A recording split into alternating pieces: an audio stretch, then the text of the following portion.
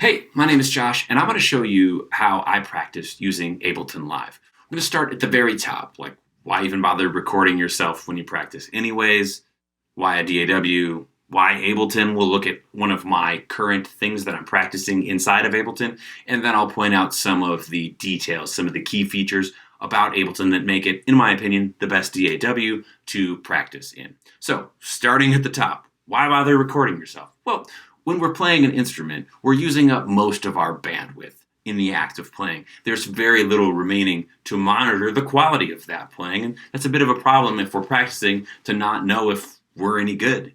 So recording yourself allows you to separate those two things. Here's the playing, here's the monitoring of it to go, oh, that could be better. Oh yeah, I would like to stop doing that thing, whatever that thing is. I like doing it in a DAW because it allows me to take something that's mostly a sound and associate a visual with it. Normal human beings get a lot more information through their eyes than they do from their ears, and when you can see the waveforms, you've been playing the guitar along with the metronome or this drum beat, you see the waveforms and you can see where they don't really match the grid, where you've been rushing or dragging, or when you divide it a certain way it comes out uneven. And having the visual aspect, having waveforms against the grid in the DAW really helps connect that sound in your ear, really helps you make that improvement. So that's why I love it in a DAW. Ableton makes it really easy to record short clips and immediately play them back and see what they look like, and to adjust how fine or coarse that grid is so you can get the most useful version of the grid behind it. Let's go ahead and take a look at what I have going here. Actually, before we do that, let me show you this book that I'm working out of. This is what I'm working on right now. This is Funk Guitar, The Essential Guide. This is by Bolton. It's on Musicians Institute Press. It's fantastic. He does a great job of working through ideas and concepts in a sequential, orderly way that here's it's easy, it's a little bit harder, it's a little bit harder, the skills you gain here make this next thing possible, etc., etc. And the examples are all super short. They're all like 1 and 2 measures long, which is going to come in super handy for us. Just want to be able to record 2 measures and then see that level of zoom for the waveforms against the grid. I'm getting ahead of myself. Let's go here to Ableton Live. Here I have some of the examples that came with the book. And each of them is recorded at a different tempo. They were all recorded to a click, so my job was really easy. You can see here where their waveforms are. Let's just play this one. Why not?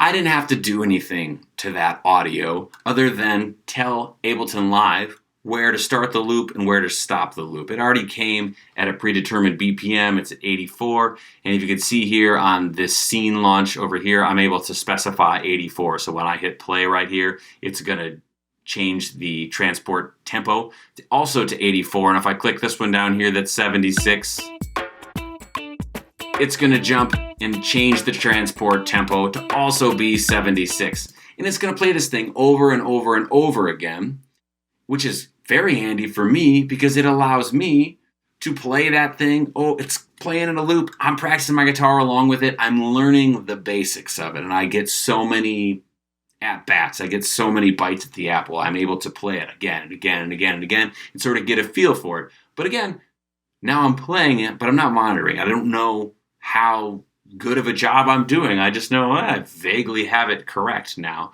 So let me take one of these other examples here. Let's take this one. That's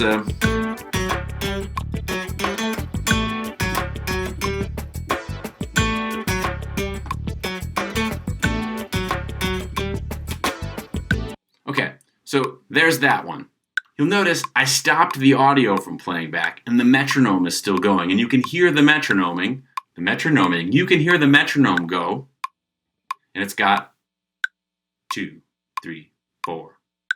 It's got a different pitch for beat 1. It's helping me orient myself. I'm going to click in this cell right here, and we're going to create a clip. I'm just going to record. I'm going to use this button, which I have mapped to my foot controller over here, and I'm going to hit record on there. When I do that, Ableton isn't going to start recording right away. It's going to record at the beginning of that clip. It's going to start at the beginning of the measure, right where that higher pitched metronome click is.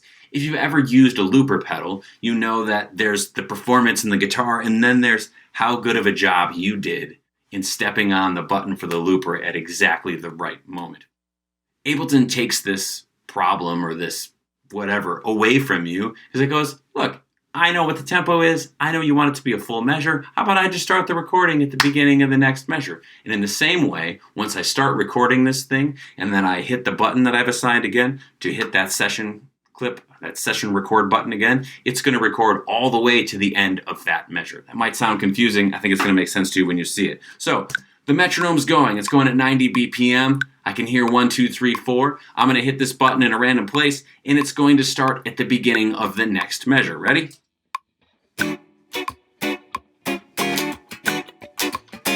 And then when I hit it again,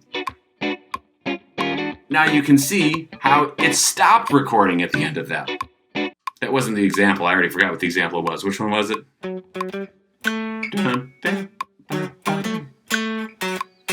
Okay, got it.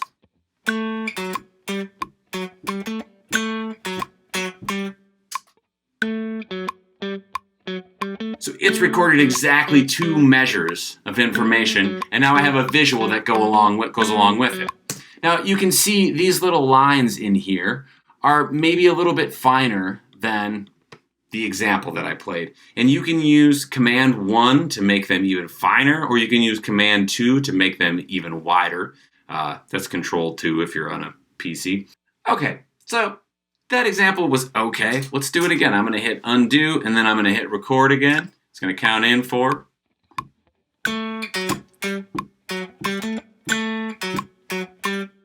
Now I'm going to play it back here.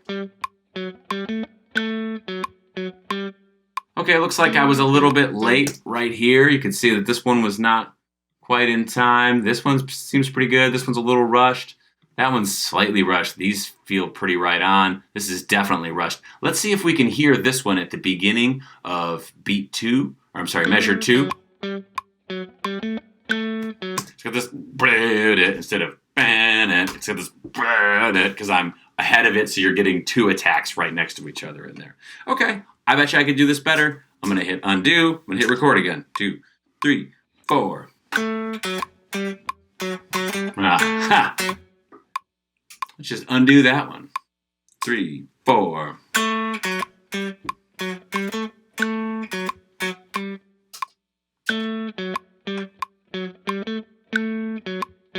Still rushing the beginning of bar 2. Might be rushing the beginning of bar 1 as well. Alright, well, undo. Metronome keeps going. 1, 2, 3, 4.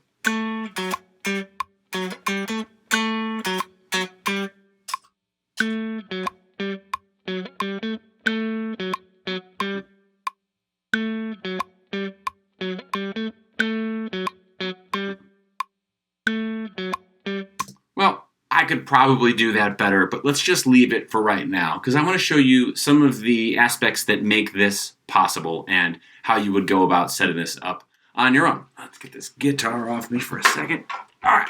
One of the things I love about Ableton Live is how easy it is to set custom keyboard shortcuts that are specific to the project you're working on and aren't necessarily system-wide. In other words, I can make keyboard shortcuts just for my practicing, that when I go and I am running a click track on stage in the in-ears for the band, I can have a completely different set of keyboard shortcuts, and they're not going to interfere with each other. I don't have to remember to turn them on or off because they're saved to the project themselves. I have 3 mapped in here. To get them, all you have to do is Command-K, that's Control-K if you're a PC, and I have the metronome on and off mapped to the K. That's what it is in Logic, and that's kind of stuck in my brain. This session record button I have mapped as R, and this return to arrangement so that Ableton doesn't resume playing things it was playing before. I gave it a keyboard shortcut. Again, super easy to do with Command-K or Control-K. Similarly, you can do the same thing with Command-M or Control-M, and anything that's a MIDI keyboard, you can give it its own key command in here. Anything that turns blue when you hit Command-M, yeah, that could be a MIDI shortcut. Anything that turns orange when you hit Command-K, that can be a keyboard shortcut. Very handy. One other thing that I did to make this really easy and frictionless to practice is I mapped these keys that I use the most to the HX Stomp. If you are using the HX Stomp or the Helix, you can do the command center and you can have it type letters or send MIDI messages or any number of other things. And all I did was take foot switch 1 and I made it R, so that's this session record button. I made the middle one change the resolution so that it looks just like this with 16th notes. That's Command 5, Control 5 if you're a PC. And then I made the last one be Command Z, Control Z if you're a PC, undo. So now with just my feet, I have my hands on my guitar, I'm listening to the metronome go, I hit the button on the left, and it's going to start recording at the beginning of the next measure. And while I'm playing, I'm able to step on that again, and I know that at the end of that measure, it's going to stop recording and immediately start playback of that thing, and it's going to show it to me. It's probably going to have the wrong resolution of the grid, and then I step on the center button, and then it opens up the correct resolution on the grid, and I listen to it, I look at it, and I go, wow, that sucks for these specific reasons. I think now I'm going to go in and I'm going to try to fix these things that are in here. And then I would hit Command Z, which is mapped to this third button. I would hit the undo, and I think I have to hit it twice. Not entirely clear why, but whatever. I got to hit it twice. It allows me to put in a lot of reps very easily. Now, all of this thing seems like a lot of work to go, well, I just wanted to pick up the guitar and play. How come I got to do this thing? Well, most practice feels very tedious and boring to me. This doesn't. This feels very creative because I'm literally creating something. I'm recording a clip every single time that I do the thing, and I'm able to dispassionately look on and go, that could be better. Oh, I'm rushing this thing. Oh, hey, whenever I have an accent on the second 16th note, I rush it. Oh, that's good to know. I can make fixes on this. Recording yourself, being able to see the fruits of your labor, very inspiring, it's very helpful, and it's a lot of fun. I end up setting this little time timer for 30 minutes and it goes off and I'm like, can I keep going? I just want to record some more stuff in here. If you need more information about any of these things, like how to set these examples to loop at the appropriate thing, I'm happy to help with that stuff too, but let's call it right here. Thanks for checking out my Ableton setup. If you want to see more stuff like this, go ahead, subscribe. Do it. I'm going to post a bunch more stuff about Ableton because I'm fired up about it. Thanks for listening. We'll see you soon.